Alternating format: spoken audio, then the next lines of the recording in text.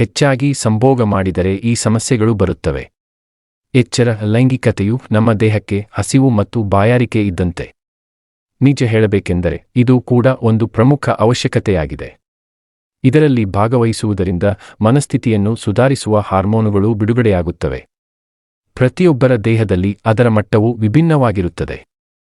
ಕೆಲವರಿಗೆ ಆಸೆಗಳಿದ್ದರೆ ಇನ್ನೂ ಕೆಲವರಿಗೆ ಕಡಿಮೆ ಇರುತ್ತದೆ. ಇದರ ಬಗ್ಗೆ ಇನ್ನಷ್ಟು ತಿಳಿಯಿರಿ. ಹೆಚ್ಚಾಗಿ ಸಂಭೋಗ ಮಾಡುವುದು: ಪದೇ ಪದೇ ಸಂಭೋಗ ಮಾಡುವುದರಿಂದ ತೊಂದರೆಯಾಗುತ್ತದೆ ಎಂಬ ತಪ್ಪು ಕಲ್ಪನೆಯಿಂದ ಕೆಲವರು ಬಳಲುತ್ತಿದ್ದಾರೆ. ಆದರೆ ವುಮೆನ್ಸ್ ಹೆಲ್ತ್ ನಿಯತಕಾಲಿಕೆಯೊಂದಿಗೆ ಮಾತನಾಡಿದ ಹೆರಿಗೆ ಸ್ತ್ರೀರೋಗತಜ್ಞ ಡಯಾನಾ ಬಿಟ್ನರ್ ದಿನಕ್ಕೆ ಹಲವಾರು ಬಾರಿ ಲೈಂಗಿಕತೆಯನ್ನು ಹೊಂದುವುದು ಅಪಾಯಕಾರಿಯಲ್ಲ ಎಂದು ಹೇಳುತ್ತಾರೆ. ಒಬ್ಬ ವ್ಯಕ್ತಿಯು ಕಾರ್ಯದಲ್ಲಿ ಎಷ್ಟು ಬಾರಿ ಭಾಗವಹಿಸಬಹುದು ಎಂಬುದಕ್ಕೆ ಯಾವುದೇ ಮಿತಿಯಿಲ್ಲ, ಆದರೆ ಪ್ರತಿಯೊಬ್ಬ ವ್ಯಕ್ತಿಯು ಕೆಲವು ದೈಹಿಕ ಮಿತಿಗಳನ್ನು ಹೊಂದಿರುತ್ತಾನೆ. ಇದರಿಂದ ಸಮಸ್ಯೆಗಳು ಉಂಟಾಗುತ್ತವೆ, ವಿಶೇಷವಾಗಿ ಸ್ತ್ರೀಯರಲ್ಲಿ.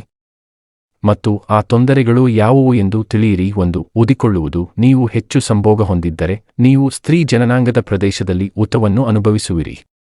ಕಾರ್ಯವನ್ನು ಮಾಡುವಾಗ ನಿಮಗೆ ಅನಾನುಕೂಲವಾಗಿದ್ದರೆ ತಕ್ಷಣ ನಿಲ್ಲಿಸಿ. ಈ ಸಮಸ್ಯೆ ಕಡಿಮೆಯಾಗುವವರೆಗೂ ಕೆಲಸದಲ್ಲಿ ಪಾಲ್ಗೊಳ್ಳದಿರುವುದು ಉತ್ತಮ. 2.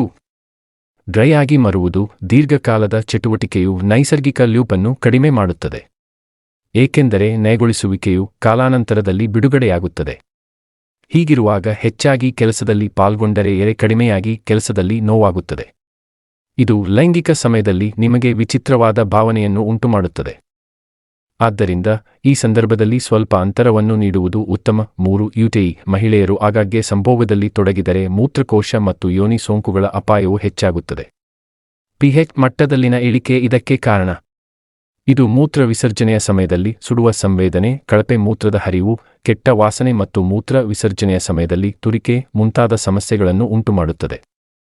ಈ ಸಂದರ್ಭದಲ್ಲಿ ತಕ್ಷಣ ವೈದ್ಯರನ್ನು ಸಂಪರ್ಕಿಸಿ.